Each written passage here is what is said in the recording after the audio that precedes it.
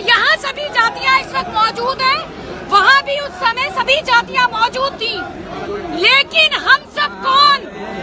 काफिर। एक रात मस्जिदों से ऐलान हुआ, अल्लाह को ना मानने वाले काफिर 24 घंटे के अंदर अंदर घाटी खाली कर दें, लेकिन अपनी घर की औरतों को वो वहीं छोड़कर जाएं। मेरी माँ वहाँ जिन्हें राखी बांधा करती थी, भाई बोला करती थी, जो लोग हमारे बागों में, हमारे घरों में काम किया करते थे, नजरें बदली उनकी।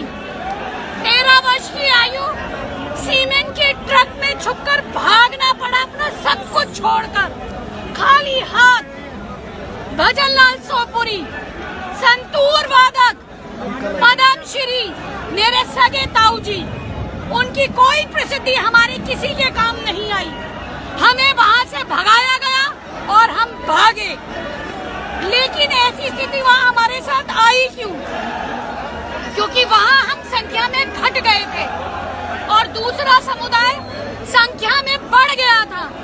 हम में से जितने भी इस बात को इस वक्त मौजूदा लोग सुन रहे हैं, किसी भी गलतफहमी में ना रहें। आने वाले कुछ सालों में जिस तरह हमारी संख्या घटती जा रही है हमारे देश में, हम आने वाले समय में अल्पसंख्यक हो जाएंगे।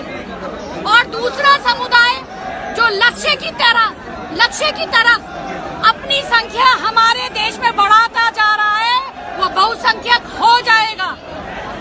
कश्मीर में आप ही के अपने थे जिन्हें वहाँ काटा गया, बांटा गया, भगाया गया, भागकर यहाँ आए, पढ़ाई करी, नौकरी करी, और वो नौकरी छोड़ी भी जब देखा कश्मीर जैसे हालात, तो यहाँ भी पैदा हो गए हैं।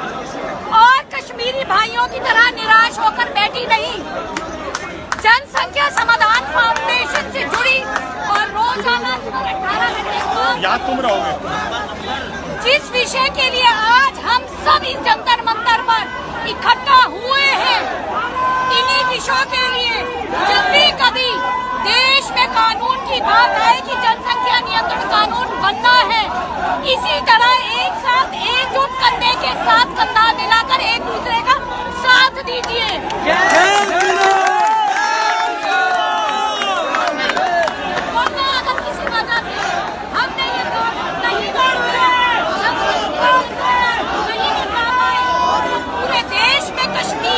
पूरे हालात होंगे और तब हम कुछ नहीं कर पाएंगे। बिल्कुल।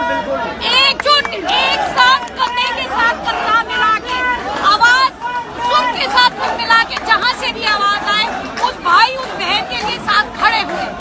अपने भाइयों के बीच में हूँ तो एक बात जरूर कहना चाहूंगी, जो हमेशा कहती हूँ, हम कश्मीरी पंडित वहाँ से भागकर यहाँ तो आ गए, अब आप लोगों ने सोचना है आप लोग भागकर कहाँ जाएंगे। हम आपके साथ हैं दीदी, ममता दीदी।